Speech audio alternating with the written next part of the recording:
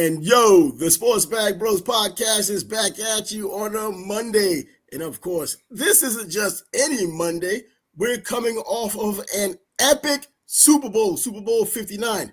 Epic, right? Depending on who you're the fan of. If you're a fan of the Philadelphia Eagles, it's epic for you because now you have two championships, something that Philadelphia Eagles fans probably didn't dream of years ago. They had teams they thought they could have done it with. We know about that front four they had years ago, led by Reggie White. Didn't get there. Now, all of these years later, two championships in Philadelphia. This time, there is no doubt what's up. What's happening? Man, I did not see that coming. I don't really respect most Eagles fans, even though I've never met any of them. Maybe I should include them all in one broad stroke, but when you boo Santa Claus and you always fighting teams or fans that come to your stadium and other jerseys, you earn that reputation, so you get the fingers. But anyway, your team performed at an incredible level yesterday. They dominated, and to the victor go the spoils. Yeah, absolutely. I can't say no one saw this coming because there were people who wanted it to come because it became to a point to where everyone just started not liking the Kansas City Chiefs. Whoever would have thunk or thought years ago that the Kansas City Chiefs would be one of these teams that were on the dislike list, like the Dallas Cowboys, like the New York Yankees in baseball, or the Celtics or the Lakers, teams that just win too much, people get tired of them, and now they want to see them lose. Now they were going for a three-peat. They were taking on the Philadelphia Eagles, and everything pointed towards a close game, but that close game, well, with Kansas City having 17 one-score games in a row this year, we didn't expect them to be on the short end of it. Not only were they on the short end of it, they got beat down with a stick and more before the half. And that's what I'm saying I didn't see coming. The complete and utter destruction of them, the beatdown. When we were talking about this game, we were both saying it's a close game. The Eagles should win it. But then should win it, should be in it, keep it close. But then we gave reasons why we thought the Chiefs would pull it out. But the biggest factor to me is Andy Reid looked like he had no clue. He had no counter for what was happening on the field. And you might say, well, they weren't blitzing. What was he going to counter? Move the pocket. Run the ball. Try something. They had Patrick dropping back every play, damn it. I think they only ran the ball twice in the first half. And when they're getting pressure with 4, you gotta change it up, man. At least go big, get an extra tight end in the game. Do something to protect your quarterback. He got sacked more times yesterday than he ever did before. Yeah, that offensive line, I think they were at fault. They were front and center at being at fault in this game, not being able to protect Patrick Mahomes. It was mentioned several times by Tom Brady, and he knows more than anybody. He was in front of that Giants front four that kept coming after him. They didn't need the blitz, and they got him several times.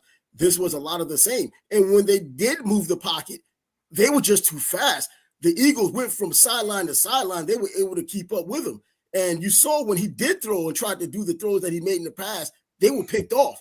The Eagles were just completely ready. They were absolutely dominant on the line of scrimmage. That offensive line, I don't think there was anything Andy Reid could have done to help out. Put him in a shotgun, give him a few more seconds, put someone in the backfield. No one could really block what's coming because those guys, if they did decide to block, it was even more of a mismatch. There was too many things that they could not do until later on when it was obvious Philadelphia let up a little bit, and that's why you saw Xavier Worthy get the yards he finally had gotten. I'm not taking it away from him, but you could see there was an obvious taking the foot off the pedal for the Philadelphia Eagles. It was garbage time. That game absolutely garbage time. But as far as running the ball, Philadelphia shut that down too. So I don't think, and look, KC. Going as far as KC running the ball, Philly shut that down too. Because going into the game, Kareem Hunt averaging less than 4 yards a carry. What were you they didn't try to run the ball. They didn't But when try they to did, run they the got ball. stopped. When they did, they didn't get anything. Two The little bit they plays, did, two, little bit. It wasn't even a little bit. You cannot call two plays a little bit. That bro. they didn't That's what try him. to run the It's ball. not zero. Just because they ran it twice, they said, "Well, it got stopped twice." Going by Come the on, man. way The quarterback had a QBR of 1. You got to try and do something different. They weren't protecting him. the Run the way damn ball. the way the defense was playing with the defensive line and then the linebackers, man, it made it difficult. And then the safeties moving up to stop the run whenever it did try to run. There wasn't really anything they could do. The offensive line was already overwhelmed in the pass protection. So I know it's easier to run block, but how much better would they have been against, by the way, the number one defense? They can't do anything against them. They weren't just number one for no reason. And there just Yeah, wasn't but anything to do. you know as well as any football fan, when those linemen can just pin their ears back and go after the quarterback, and you're already suspect on the offensive line, you move this guy from this position over there, and you just making their job easier. Like, oh, you're just gonna run the ball. We're gonna meet you at the quarterback, and that's what exactly what happened. I thought a few draw plays might have helped out. That would have been, take care of that over pursuit that I mean, Philadelphia was doing, but it didn't even seem once to it got matter. 24 zip, it was a wrap. But when it was still 10-0, they did not try to run the ball. They weren't having success passing the ball. Patrick had people in his face. And then that interception by their own goal line, his man got punked and pushed into him. So his throw, That's true. it gets thrown off and it gets picked. It's like they're making mistakes they don't usually make. They have penalties. They're dropping passes. I believe Kelsey dropped the ball that would have extended the drive. It would have been a first down. They were just making mistakes they normally don't make. It was crazy to see. I think Philadelphia had a lot to do with it. They hadn't faced a defense like that. Obviously, all of these games they played all First season long. possession of the game, Kelsey gets the ball right in his hands and he just dropped Well, it. yeah, he drops the The ball, but defense had jack shit to do with that. dropping the one ball like he did wasn't going to change the difference in the game. The way the Philadelphia Now, Eagles played yesterday was consistent from yeah, beginning to okay, but end, except for them letting up a little bit. if it happened in the second quarter and he's going for passes and he's getting hit, and then I'm with you. I hear you. Now he's looking around. He's getting hit. But that was like the third play of the game. Yeah, That dudes are was going to like drop passes, man. their third offensive play. He hadn't taken no hits yet. There's no intimidation factor yet. He just dropped it. And I don't then know. you got fourth and short, and the dude lines up in the neutral zone. He's looking down the line at the ball. How the fuck do you not know you're in the neutral zone? Oh, bro, that Come was on, man. boneheaded mistakes in that game. But still, this was a team on a mission. And of course, after they win the game, they tell you how they were really amped up to be able to stop that three-peat that was about to happen. We've seen other teams going for a three-peat, so this wasn't the first time it has happened. I think it was the first time it was probably seemingly likely to happen. But it's just that the Philadelphia Eagles were so hyped up. 2 weeks to prepare to stop whatever Kansas City had to bring. And we saw this whole season. It wasn't even about the Kansas City offense anyway. Looking at Kelsey's numbers, looking at Mahomes' numbers, no one really stood out this year. They just worked well as a team, and they played team ball, and they were able to get 15 victories and lost 2 games this past season. And then in the playoffs, they did a little bit more, but still not really doing that Mahomes-esque we've been looking for since the beginning of the season in September. Nothing ever like that. And when it came down to it, hey, let's call it what it is. This Philadelphia Eagles defense showed and proved that they're the number one defense in the NFL, or obviously the best defense in the NFL. They were giving vibes of that Baltimore Ravens defense from 2000, the way they were just stopping every single play. Look at the three and outs that happened from jump. They were like freaking a minute and a half drive. They were just Yeah, getting them out of there. it took the Chiefs more than 3 quarters to cross midfield, man. Yeah, that's the kind of defense they were playing. We had talked about Spags and was he gonna come up with some packages, to confuse Jalen Hurts, and they got to him one time. They forced the turnover, but what Vic Fangio and that defense did against Andy Reid, the Eagles overall, their coaching staff thoroughly outcoached the Kansas City Chiefs staff. They had the horses to do it. Man for man, you could see the difference between the players on the one team and the players on the other, offense and defense. That Philadelphia defense was just that damn dominant. Coaching had something to do with it, but man for man, they just overmatched, overwhelmed what Kansas City had on the field. Outside of the players we already know, like Kelsey, like Mahomes, there wasn't really much else that was matching up against what Philly had to offer. DeJean, a rookie from Iowa, being a premier player, he played well all season. I don't think he got enough credit for it for people outside of Philly or outside of the NFC East. But this dude is going to be an absolute, he's already a stud. He's going to be one of these megastar studs playing football. And let's talk about the elephant in the room. I've been one of the biggest detractors of Jalen Hurts.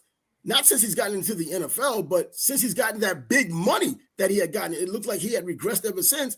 He gets the MVP. But then I think about it, like, does he get the MVP because he was great?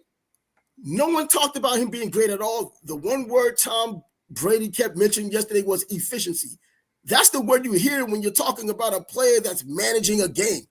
And Tom Brady's been so nice to people this year. And he I know wasn't a game manager yesterday. No, I mean, they talked about it. I said, like, if it was a game manager, when you keep on bringing up efficiency, it sounds more like a game manager. Now, did he manage the game? When you're 17 out of 22, what else can they call you? Yeah, well, yeah, but then you also had 10 for 20. In the beginning, though, he had like 77 yards. I mean, there was a bunch of high percentage passes, but there was 77 yards. He did drop. I don't know. I tried telling you that he made plays against Washington, and he has the potential to make those plays, especially once they got up. There's no pressure on them.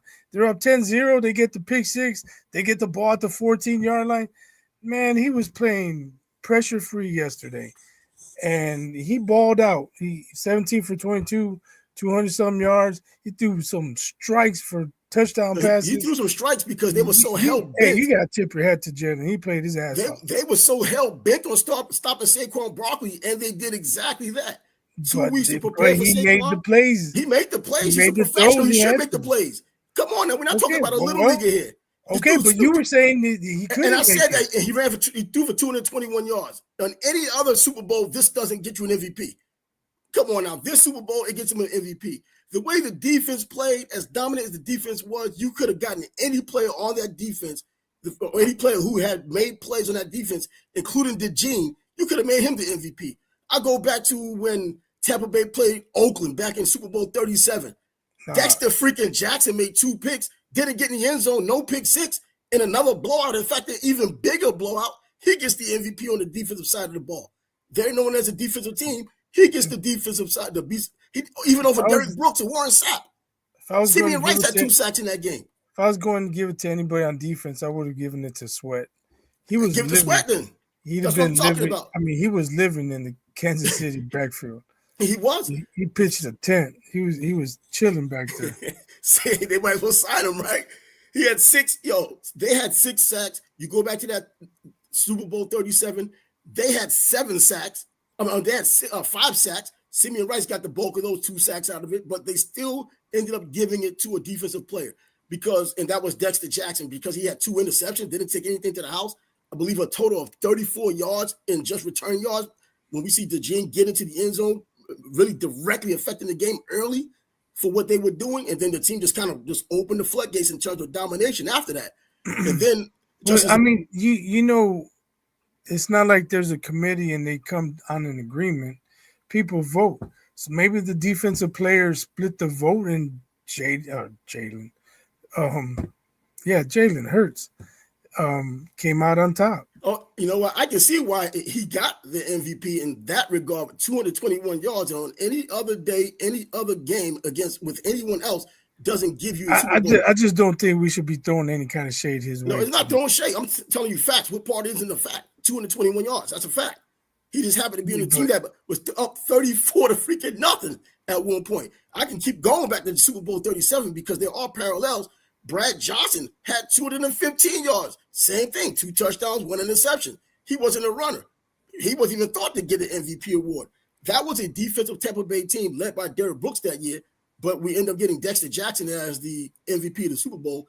A lot of parallels here. They get 6 sacks, showing that this was the dominant defense. They did a lot of what Denver did to Carolina when Cam Newton ran away from the ball. Defense, defense, defense, and no one on the defense gets the MVP. Jalen Hurts gets it. You can't take it away from him. But 221 yards, I could continue to say, on any day, who gets an MVP based on that? When there was I don't know, stellar but defensive play. I mean, I gave you a scenario in which it could have happened. You know, if they said he was the unanimous MVP choice, then I could see you picking a bone with it. But we don't know the vote breakdown. Yeah, that's probably true. But I mean, come on a defensive performance, because they talked more about the defense yesterday than they even talked about Jalen Hurts. He did break some nice runs when he had his opportunity to broke that 17-yarder.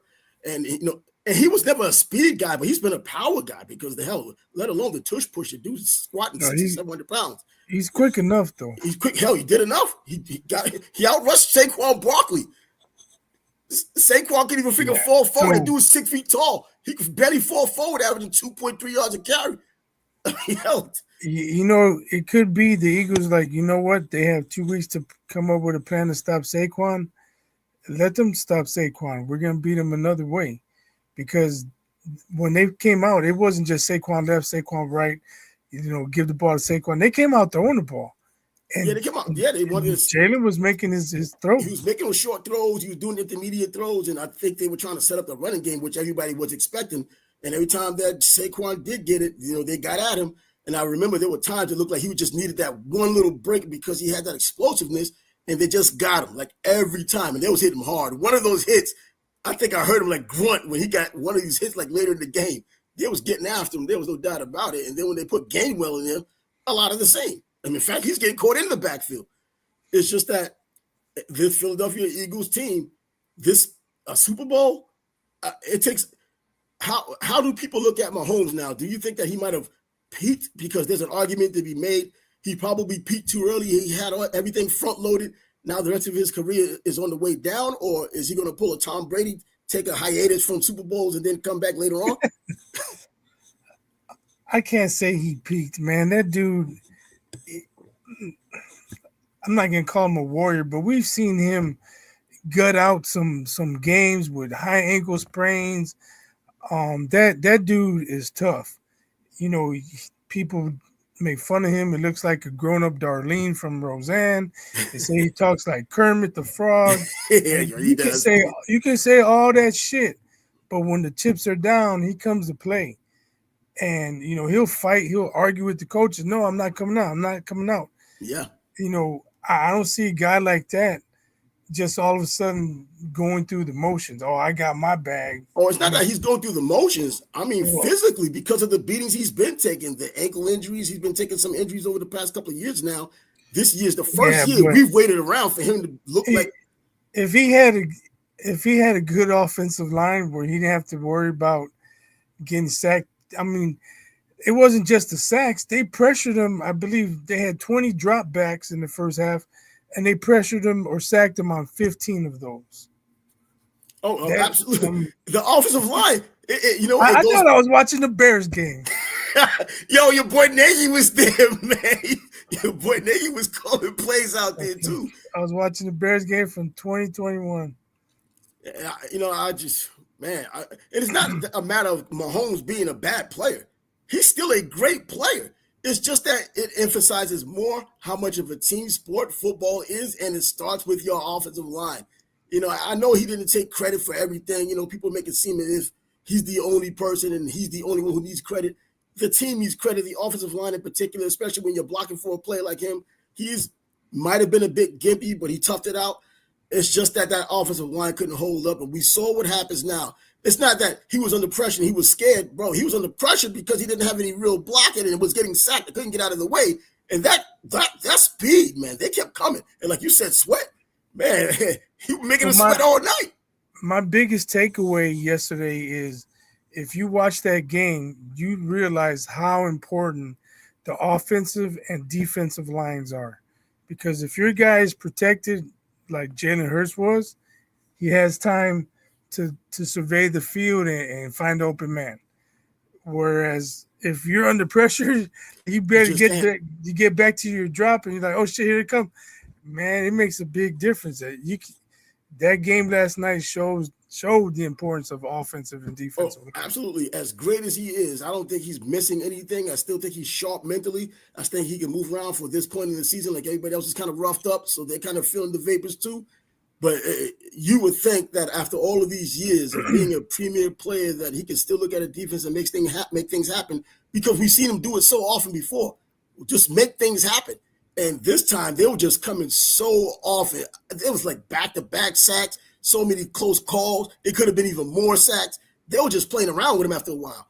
And there was I'm a with you, Santeri. well that he's well, as far as him being a bum, I don't think But that's Mahomes what is a people are saying, trying to say now. man, they're Like, crazy. They think he's a. I'm still like rocking with I Mahomes. was watching the clip earlier. The people on ESPN were saying, "Oh, he's out of the GOAT conversation. He's out of the GOAT Oh, stop the conversation." nonsense, man. I think it was RC. RC's like, maybe it wasn't RC. I don't want to misquote anybody, but somebody on ESPN was saying Brady never got blown out, but rightfully so. Somebody came back and said those were defensive struggles. When he lost to Eli, if the Giants had a great offense like the Eagles do, they would have put up more points, and Brady would have lost by 20. Yeah, they had It just Mario so happened Manningham. The Giants offense was not that good. Yeah, Mario And Manningham and David Tyree, who has to make the play at the end of the game. These are the types of plays they had offensively, but the Giants have never really been known for their explosive offense. That defense, though, came to play. They didn't even have to rush. They didn't even have to blitz to get after Tom Brady back then. It led by Michael Strahan and Ossie Umenyiora on that defensive line. Justin Tuck, it was, and I think Matthias JCP, Kuanuka was on that line as well. wasn't JCP on there? JCP, yeah, exactly. JCP was on there as well. So you're talking about those four guys, and then Kuanuka was the one that was coming in rotating. But come on, that pass rush was sick, and Tom Brady couldn't figure it out. And that was with their undefeated team. They were going for another piece of history, going undefeated. They just ruled everyone. Had Randy Moss, couldn't do anything with him against the Giants. But I can't take. I still look. Mahomes is one of those players, at least for me, that even if he's not on my team or even in my division, this dude's, he's somebody, I can follow, I can rock with him. He doesn't give you bad vibes. He doesn't seem like he's spoiled. All this nonsense people are talking about with bad calls, it's not his fault they're giving bad calls if they're coming. I mean, well, maybe his fault because it's him that they're calling for. They don't want him to get hurt. But come on, Yeah, Mahomes has never come all those across as a bad people, dude. all those people, I'm sure, are celebrating. They were celebrating yesterday. Um, but I told you that the refs were going to be funny because They they're started either funny. They started joking earlier, those funny bastards, man. right. They started joking But early. I mean, I can see it though. The dude mushed him twice in his face. I mean, come on, man. How you gonna cover somebody? The dude's mushing you in your face. But speaking of face, Jalen Carter blasted Mahomes right in the face mask, and there was Oh, no yeah, penalty. yep. So I don't know. I don't know what the refs were doing. Not that one play would have mattered. And I'm how just about that saying, high like, throw? The high throw oh, and the alleged well, head I would contact. normally throw this flag, but people are asking, or do we give them calls? I'm not going to throw this one. When it was probably the most obvious one compared to the other ones that he was given. Yeah, but what about the high throw? The high throw and going to the head, inadvertent, but still happened. Man, that's not even. When I saw that play, I was like, you know what? This is not even football anymore.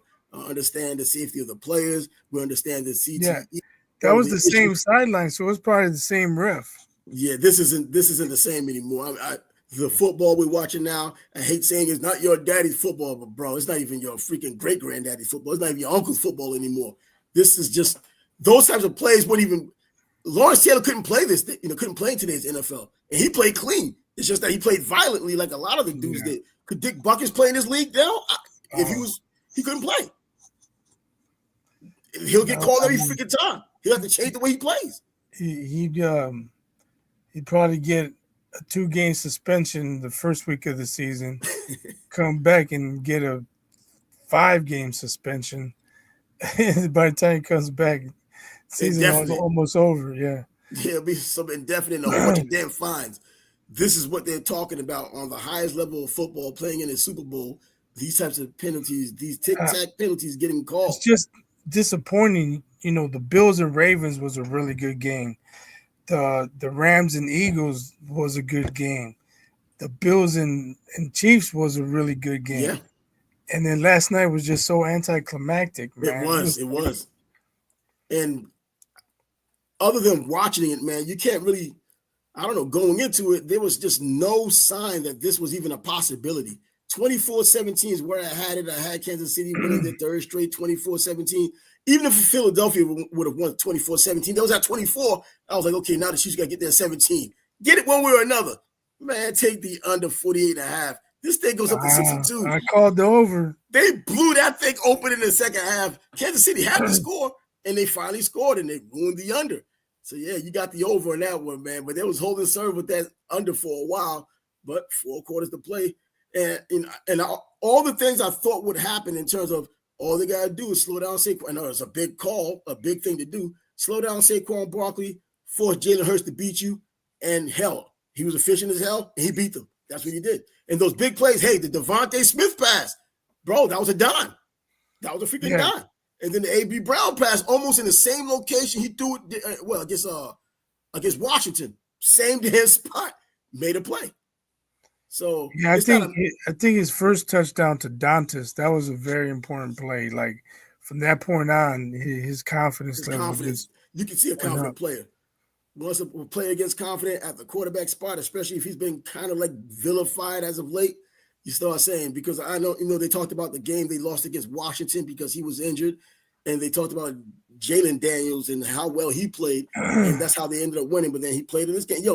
Philadelphia, I guess it comes down to Philadelphia can't play well without Jalen Hurts. Whether he's bringing a good game or a bad game, he still has to be there. I just think it's one of those players that just has to be with this Philadelphia team is the only fit he'll have. If he goes somewhere else, he won't have that same success. I think the Eagles reminded the world how you beat Patrick Mahomes, because Lamar Jackson goes in, high-powered offense, fails. Josh Allen goes in, high-powered offense, fails. Well, I don't even know if it was high-powered, but they were playing really well. Yeah. And not just this season, in years past. Like, everybody comes in trying to outplay Mahomes. Oh, we got to outplay Mahomes. And then when Jackson fumbles, or when Josh Allen leaves too much time on the clock, the Chiefs, Patrick and the Chiefs get it done. When Patrick doesn't get it done is when you beat the shit out of him, like the Buccaneers did, and like the Eagles did last night. So shout out to the Bills GM and the Ravens GM and the Bengals GM and Jim Harbaugh and all those AFC coaches. Yo, address your defensive line. Don't try and outscore the Chiefs. You try and beat the shit out of the Chiefs. But I also think that they have to continue having a porous offensive line for those teams to be able to do that. The other lines in the past, remember, the Chiefs over the past couple of years have had a good offensive line. This year, we're not so good on an offensive line. And so this is, I guess, the result of it. The past, they had an offensive line that kept him upright. He was able to do a lot of the drop backs and rolling out and all the fancy things that we know him for doing, Patrick Mahomes, with an offensive line like that. And this is the first time he's had a deficient offensive line, and we saw the results of that. But Philadelphia, man, I thought playing in that NFC East gave it a little bit of a fool's gold look, because you're playing against bad teams like the Giants, like even Dallas this year, who just weren't a good team, nothing but a name, and historic name. Washington, a surprising team, but, in terms of defense. The Eagles traded Hassan Reddick, too. Yeah, that's true. To the Jets. I was like, okay, why would you trade a guy who can make an impact on the line like that? You know what? Mekhi Beckham. I guess they didn't need him. I'm glad Mekhi Beckham, coming from the Jets, had nothing but an injury-filled career. We really thought he was going to be a top player, and he was when he was healthy, or trying to get there while he was healthy. He just couldn't stay healthy. Goes to Philadelphia, plays most of the season, got a little banged up yesterday, came back, played hard, got himself a ring. I'm happy for him getting a ring as well. I'm actually happy not a little bit, but I'm happy for Jalen Hurts getting a ring, because I'm still on his ass about, this dude is just average, but bro, he's an MVP now for a Super Bowl. You can't take that away. I'm not even going to worry about will he be a Hall of Famer sooner or later once he's retired. He's younger than Mahomes, so he still has time to go. And now they're talking about the odds-on favorite for the big game next year, Philadelphia again. But just between now, Baltimore and Buffalo, I don't think KC's in that mix anymore, at least in the top two. Well, we got a long way to go to next season. We got the draft, free agency. A lot of different things can happen. Kansas City needs to address that offensive line in the free agency. Is Kelsey coming back? Should he come back? Should he retire?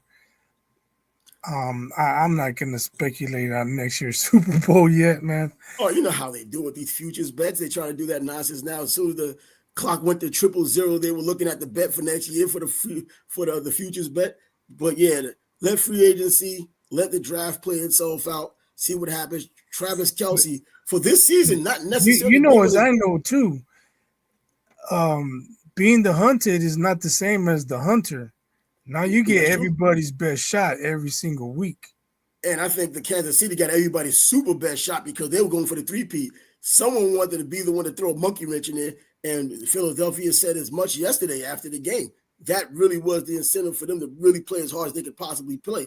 And it showed. It showed, man. And, you know, even though Kansas City seems like their whole game plan was stopping Saquon Barkley, and that was a great game plan, well, how about the other guys on the team? He said, forget about it. You know, they just kept on scoring, and Philadelphia was making things happen. Things didn't just end up happening. They made things happen with their defense. Yeah, for sure, man. They made plays. Man, I'm still trying to figure out where did we go wrong to be off this far. I know we're not alone. I know a lot of other people, but you know what? So many others have jumped on the bandwagon because they became Kansas City haters, not because they were trying to make sense of why they should win or why they should not win. Well, they didn't. I don't think they played to this level in any game before in the playoffs until yesterday. And that's true. I didn't watch the Philly game, but the game with the Rams were driving down. They got down there, but they weren't able to complete the job. Jaden Daniels, he's a rookie. He had a decent game, but I mean that was Saquon Barkley. They were up 14-0 after what? 2 carries. 4 minutes of play. Yeah, Saquon had a 60-yarder, then a 4-yarder, 2 carries, 2 touchdowns. Philly's defense really didn't show us how dominant they could be. I guess that also extra week of preparation, a little bit of more film room, maybe so.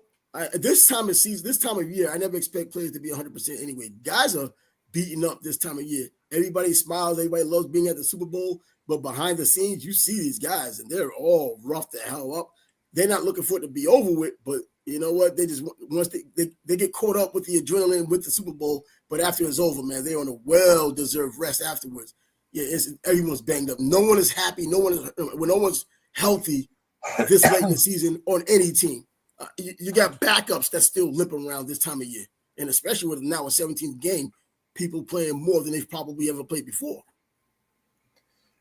Right. And speaking of 17 games, did Saquon beat Terrell Davis's rushing? Yeah, they said he did.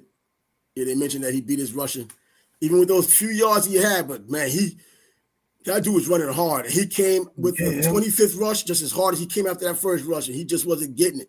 And he was always that shoelace from getting through. I remember one little cut he made going to the left, and I was like, man, he's about to do it, and they got him. I'm like, man, they just cut him down because he's that type of player, like Barry Sanders. You just stop him 24 times. That 25th time is that 70-yarder, and those stats look a lot damn better. He's over 100 yards for the day and threw in a touchdown. But hell, even Barry Sanders had his day when he played Green Bay and had -2 freaking yards when Green Bay shut him down.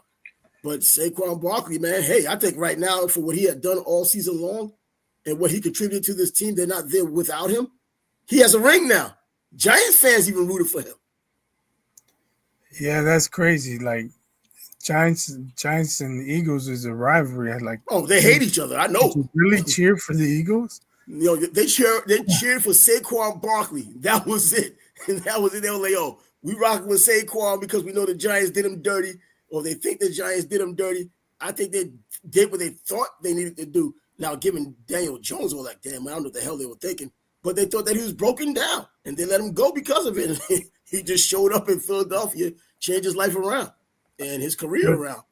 It's just so crazy how things have changed from last year to this year. Last year we were talking about the death of the running backs, the death of the featured running backs, and now this year we got Derrick Henry running crazy, Saquon jumping over people backwards, Bro, it look like taking the Eagles to the Super Bowl. Um, if you can get a special back, you better take them. that's true. I'm wondering now, how does that play now?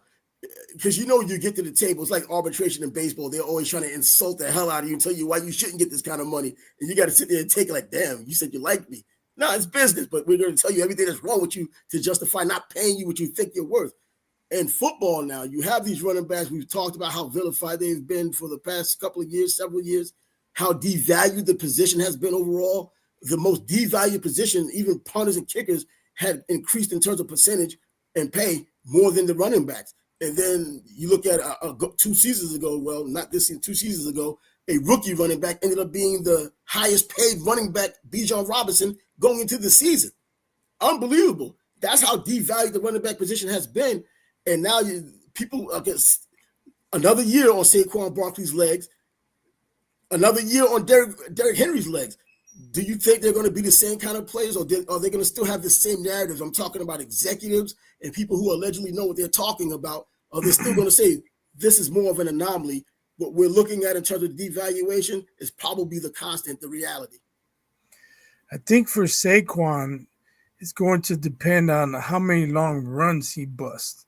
Because if he gets the crease and he breaks one tackle and he's gone, I mean, who's to say he can't run for 2,000 again? Whereas Derrick Henry, he's more of a physical runner, breaks more tackles, wears the defense down. He's still accumulating hits himself. We'll see. But all I know is no running back has run for 2,000 yards in back-to-back seasons. Oh, nah, no way. That's so not even a thought. We'll see. He's got the extra game. But I think I mentioned this before, or maybe I just thought it, but Saquon, I got a lot of respect for him, man. There was one game he had however many yards, and the coach said, hey, you need 9 yards for your all-time record. We'll send you back out there. He's like, nah, man, let them get some time. He wasn't worried about it. LeBron would have been like, oh, I need one rebound for a triple-double. I'm back in. I'm in. Yeah, he's checking himself in. While getting blown up by 30. He'll be out there, though. It's refreshing to see a guy doing, I'm not even saying it's the right thing, but if you're up by 3 touchdowns with 5 minutes to go, the starter should not be out on the field. Nope. Hey, we saw Kenny Pickett yesterday at the end. The starter should be on the field when the game's out of hand. And it gives you those Barry Sanders vibes. He was the same kind of personality, man. One of these quiet, unsung heroes. Well, I can't say unsung. He was just quiet himself. And I remember his rookie year when he could have easily gone in there and beaten Christian Okoye out and got the rushing record. He sat down. He said, you know what? I'm good. And we now know that's truly who he was. He was that dude all year, all his entire career, going back to college too as well. So, but yeah, Saquon Barkley, the speed he has, the power. The one thing I do worry about is the injury history. Did he dodge a bullet this year because it's going to happen next year? I don't want to put a bad omen out there, but this is the running back position, the position which typically only has 3 or 4 years of longevity to begin with. He's already beaten the odds, and he's had his lumps and bumps and bruises along the way. Yeah, I don't want to wish injury on anyone. Hopefully he can stay healthy and be productive for another 4 or 5 seasons or however long. But you mentioned injury, and I had a couple of my friends on Facebook because I questioned the Luka trade. Okay, you have concerns with Luka's conditioning, but no concern for AD's health. We thought he was turning the corner. He got hurt the first game he played for you. Now he might be out indefinitly. Then we didn't talk about that on Thursday. We thought he turned the corner. Well, I guess you can't turn the corner on injuries. This guy here. Woo! Now he's going to be out for an indefinite period of time, man. What the hell? I don't even know what the injury was. What is it? An abductor strain? Something with his abductor? I don't know. I wish him a speedy recovery, but it is what it is. He I is who think he is. last year was the first year he didn't really miss significant time. That's why I thought he turned the corner on the injuries. He probably figured it out. Maybe they got a strength and conditioning guy, or he has his personal guy who gets him right. I And don't know. he's I wrong. don't know if Mark Cuban's getting his assets in order to reacquire his team back. Too late for He's that, bro. so pissed off. You traded Luca, give my team back. Man, Oh, but then the Lakers, Mark Williams failed his physical, his so they're physical, sending yeah. his ass back. And Dalton Connect coming back. That's right. Yeah. Talk about an odd situation. Hey, come here, Dalton. Can I talk to you for a second? Man, fuck you. Exactly. How does that go? How does that I go, don't man? know. And as many You locker guys rooms as I've traded been me, in man. and people I've spoken to, I never You're talked to them about gonna that. have the fat suit called James Harden. Hey, can I borrow your fat suit? For real. I'm serious. I never thought about that. Well, I thought about it, but never really when I had a chance to talk to players of how does it feel when that rare time comes where you feel physical and you have to go back to the team that traded you and you have to make nice with them or they have to make nice with you, or is it just Right. awkward, period, for as long as you're there? You're always thinking that, you're kind of a little bit anxious or got a little bit of anxiety going, wondering if they're going to try to trade you behind your back again. Come on. They're smiling in your face when you're like, this son of At a bitch least gonna they get me know out where of they here. are. At least they know where they are, or where they're going to be for the rest of the season. Trade Well, deadline's over. I mean, guys can get cut, but you ain't gonna cut Dalton Connect. The Dalton Connect, man, I thought he had something going on over there, but I still think he does. I still think he has a solid NBA career in front of him. Hey, he had to step aside for Bronny, man. Bronny needed a spot That's on the insane, roster. man. This guy, Bronny, man. And I hate that it comes down to Bronny because he's not the bad guy. Most people give him the hate because of how he had gotten in there, and the nepotism was strong when it came down to it. He doesn't belong there. He's taking what they're giving him, and he's taking advantage of the opportunity he's been given. So it's not his problem. It's that the dynamic that was set up to even allow this, and we know where that dynamic came from. It came years ago when LeBron was saying, one day I wish I could play with my son. I hope that's a possibility. You already knew once you was with the Lakers that as long as he was breathing in college, even if he averaged less than 5 points a game, he was going to the NBA on your team. No one else saw him as a prospect. Yeah, and then someone else questioned me about the Warriors trading for Jimmy Butler, and I've been going in on Mike Dunleavy, and it's like, did you see what they did to the Bulls? I'm like, do you know what the fuck you're asking me? What they did to the Bulls? Are you serious? I mean, one of the worst run franchises in all of sports. You're talking about what they did to the Bulls? They're not even in the playing game right now. They got under 500 record. Okay, yeah, great, bravo. You were down 24 and you came back to beat them. Why the fuck were you down 24 points to the sorry ass Bulls? You're right. And they came back and won the damn game, making too much out of what shouldn't be. Nothing should be made of. I don't know. Does he make a real difference? Yeah, they still need a big man regardless. You can't win in the West, especially without a big man. It's pretty damn simple. The matchups just don't favor you at all. It's like in football. If you have a dominant offensive and defensive lines, you're going to be pretty successful. Yeah. And the way the league has been going, big men are making a comeback. You need at least one big man. So, did you see the game with the Celtics and Philly the other day? No, I didn't. Well, yesterday. Actually, it was yesterday. No, I didn't watch. Philly's bad. I mean, Philly's just not a good team. Yeah, I mean, not Philly. No, Milwaukee. Philly, Milwaukee played. This is not a good team. Giannis didn't even play, and they still lost. Yeah, that's why I've been screaming free Tyrese Maxey. Oh man, they was talking about him. Hubie Brown was talking about him yesterday. Hubie had his last game yesterday. He retired after yesterday's game. He's been in the NBA 53 years, man. 53 years. Hubie Brown. I remember him as a young Knicks fan. Him out there with Bernard King. He was just Hubie Brown, man. And he's 91 years old. 90 freaking I didn't know he was that old. I didn't know he was that old. I just see Hubie Brown all the time, but 91 years old, you talking about somebody who gave virtually their entire life to basketball. They started showing old clips throughout the entire game of him teaching basketball back in the 70s. And bro, that dude, it goes without saying, he knows basketball. but the way he was just teaching, he was doing the backwards pass and all that. Man, he was damn. You talking about a true teacher of the game, man. See, I don't play The basketball backwards like that. pass. What's a backwards pass? Throwing the ball from behind your back. Oh, behind the back pass. Behind the back pass. Behind the back pass. When when you go into the basket and you kind of getting trapped, and that one guy you see out there, you can throw it behind the back, and he was throwing like a bullet, man. That's like he was just throwing. That's how it came to the play, just going hard. And that was young Hubie Brown doing that though. But they was showing a lot of clips honoring him throughout the entire day. Then Dame dropped a nice dime and gave him a nice little send off before he got off the court as well. But Hubie Brown, man, is he retiring this year? Or what? Yeah, this is it. Yesterday was his retirement game. Period. Oh, he didn't even make it to the end of the season. Nah, not even the end of the season. That was his last broadcast yesterday. At 91 years old. He must be like all NBA fans, man. I don't want to watch this crap. He probably NBA. I used to love it. That's what he's saying after this one.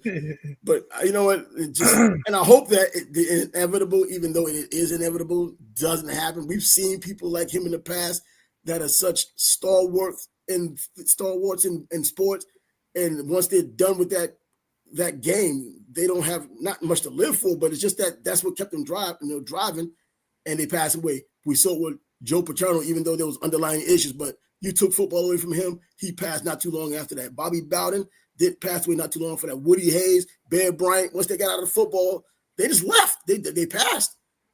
And that's happened to quite a few of these guys. I mean, at 91 years old, shoot.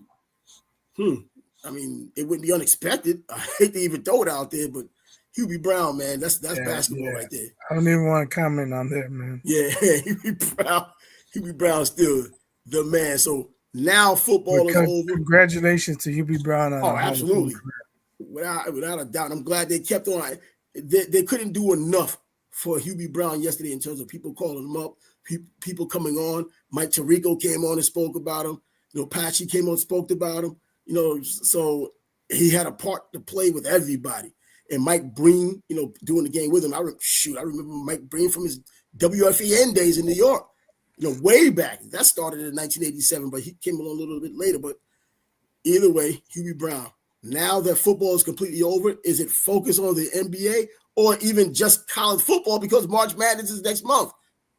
Basketball. Just basketball. He said college football. Oh, damn. See, well, in that case, I guess I better go down to that Canes game. Yeah, we got to jump into things. March Madness next month, a little more than a month away. With the All-Star breaks coming up on the NBA, right? So yeah, what, next week? I don't even do All-Star breaks. Daytona 500 is coming on this week. What's that? The Daytona 500? Yeah. NASCAR? Yeah, what's that? Shoot, the Indy 500, the other Super Bowl. Yeah, but yeah, I guess we got to get into the NBA now. Pitchers and catchers are already bubbling up in baseball, so I guess you don't talk about preseason baseball. Kind of the same reason why you don't talk about preseason basketball. Let me get your opinion on something. I saw it right before we started the show. People are questioning Serena Williams. I didn't watch the halftime show. I don't care if it's Lamar Jackson, Drake, or whoever it was last night. I know it wasn't Lamar Jackson. Kendrick Lamar. They said I didn't watch it. Serena Williams did the crip walk, and they're asking why would she do the crip walk when it was the Crips that killed one of her sisters. Whoa, I didn't even think about anything like that.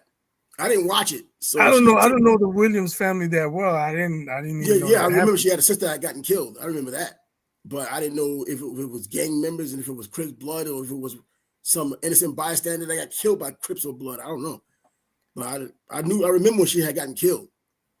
But I don't know. If that's true, that's a bad look. Oh yeah, hell yeah, it's a bad look. Sometimes people don't think. This is the age of when people don't freaking think. They just do what they do and take the backlash later as if they did not know. You forgot your sister had gotten killed by a Crip. I mean, I don't forget those things. I know she's from Compton, but did she forget her place? Come on, she's a tennis player. Bro, she was here in Jacksonville, well, actually in Amelia Island at the Bosch Lawn years ago. She called up the radio station and she won a contest. It was like Serena. They just called her Serena on the radio. and they didn't know that she was coming down, that she was the one that won the contest. They thought it was just some regular Serena up in Amelia Wow. Island. And then when they off the air, they was getting information to get the prize. And they found out it was her. She gave her Compton address. They're like, yo, this is the real Serena Williams? It was a trip. That's crazy. Craziness. But anyway, look at this. CP3 or John Stockton. Stockton. Come on, man. I mean, CP3 is going to go to the Hall of Fame. He deserves it, but Stockton, come on. Not only because he was a great assist artist and floor general, just on the Cal Ripken of basketball is good enough. Come on, this dude didn't miss games. All right, here's the thing. I'm sure he's gonna want to know why. John Stockton, he was a tough SOB. He was physical. Yeah, you can throw out all the assists. He could make 3-pointers. He was a really good shooter. Maybe not great athletically, but when you go back and watch his career, nobody messed with John Stockton. Nope. Nobody messed with him. And it wasn't because you of might Karl say, Malone. well, he had Karl Malone, as his bodyguard or whatever. Nah, if somebody want to get at Stockton, they're gonna get at Stockton. Nobody really went at him like that. Nah. CP3, he's always arguing with somebody. Like, come on, dude. He's not well liked, man. Just play the game already, dude. Like he's got one foot in the clubhouse. His career's almost over, and he's out over here trying to act like he's gonna fight. Dude, does anybody really consider Chris Paul an enforcer? Come on, man. His own brother was throwing shade towards him years ago. I mean, not in a bad way. He was just talking about when they were growing up, playing in the backyard. Then following a little I used to think Chris Paul was the truth, but back in these days, who was he with? Was he in New Orleans? New Orleans is where he did it. Yeah, I think he was in New Orleans. And I was like, he should be the MVP. He should be the MVP. And then they went out in game 7, lost by 50. I'm like, well, nah, MVP should not be losing by 50. So I changed my thought. I was like, and then he didn't win the MVP. I was like, good, he didn't deserve it. But back then he was badass, man. No, there's no question. That's why he's going to the Hall of Fame. This shell that we're seeing now. Doing it for a length of time. John Stockton almost didn't miss any games his entire career. Yeah. So it's not a disrespect to me anyway to say John Stockton is better than CP3. Oh, shoot. I think anybody in their right mind would probably say the same thing without hesitation. If you don't have any type of agenda, I think it doesn't even take a It just says John Stockton, CP3, John Stockton, just that quick. I think that would be the case. The consistency of John Stockton going out there every night. We know how Chris Paul gets injured all the time now, but he got pretty injured even when he was in his prime. He got little nagging injuries here and there.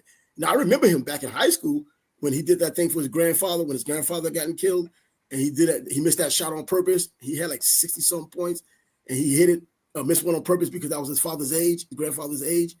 Yeah, and that's what I remember him. That's like the first time I heard of him. And then he ended up going to Wake Forest, and the rest is history. No, that's where I discovered him. He was bad at Wake Forest. Oh, yeah. Hell yeah, he was the hellified Wake Forest. You're talking about coming from Tim Duncan land and then CP3. Wake Forest has some buzz, man, a while back. But not so much now. And college basketball as a whole, it's just not the same anymore. I'm not even talking about in terms of parity. I'm just talking about in terms of quality of talent. It's just not there. It's like when we were coming up, you think about all the stars in college. When I was real little, I remember Ralph Sampson. I remember. I don't remember the game, but I remember the names Bird and Magic. Bird and then it was Ralph Sampson and Mark Aguirre, Isaiah Thomas, then Worthy and Jordan, Olajuwon and Ewing.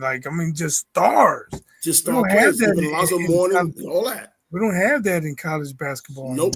Talent-wise. And not even talent-wise, and not even with social media overhyping players, you don't get that kind of a play. You don't get that type of reception or even feel for a player these days, even with the social media that can give them a lot more credit than they deserve. Like Mikey Williams, who's now at UCF, left Memphis because he didn't think that Penny Hardaway was in his corner. One of the top players in the country at one point. Got some issues off the court. He's not that guy. I don't think a lot of these guys are that guy. I mean, hell, even going back to 1990 with that UNLV team, with Larry Johnson and even Greg Anthony years ago looking nice on the court as a as a collegiate player at least. Everybody went the first round. Stacey Augman, that was a damn good team. And then hell, they still hold the record right now for the largest margin of victory from when they did beat Duke 30 points in the national championship game, and they did lose the following year to Duke. But whatever, that's how it goes. Man, look, man, what? LeBron James or Karl Malone? Is it Karl Malone or Moses Malone? No, it's most likely Karl Malone. He don't know nothing about Moses Malone. LeBron James over Malone. I'll take LeBron over Malone. Karl Malone was great athletically good post-up game. Pretty one-dimensional. He's not taking people off the dribble. And not that LeBron is great off the dribble, but he's better at it than Karl Malone ever was. Yeah, I know, right? But I guess that's going to be the first salvo of talking about basketball. College basketball, again, I think Florida just beat Auburn. Auburn's still number one in the country. Connecticut, UConn just been losing more games. So there's no dropping like flies. Yeah. There's no three-peat this year for UConn. They're just, just for the record, I'll take Charles Barkley over Karl Malone. No, really?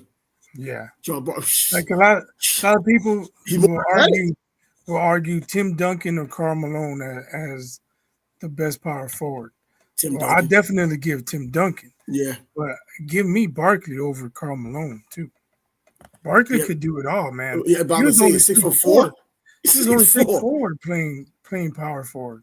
And flying through fearlessly, getting those rebounds, able to score. He did it. He had a more of an overall game. No outlet pass going coast to coast.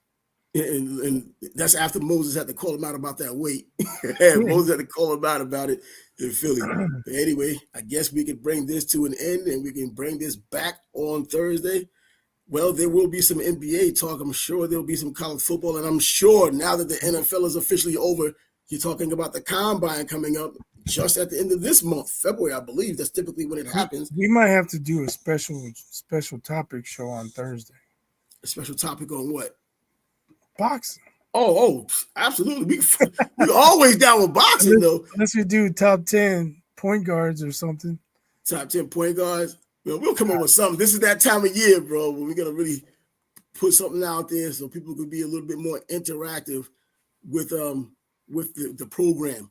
And anyways, we'll get back at you on Thursday. He's Bias. I'm Trav, and the Sports Bag Bros podcast post Super Bowl 59 edition with the Philadelphia Eagles being your champions for the 2024 season.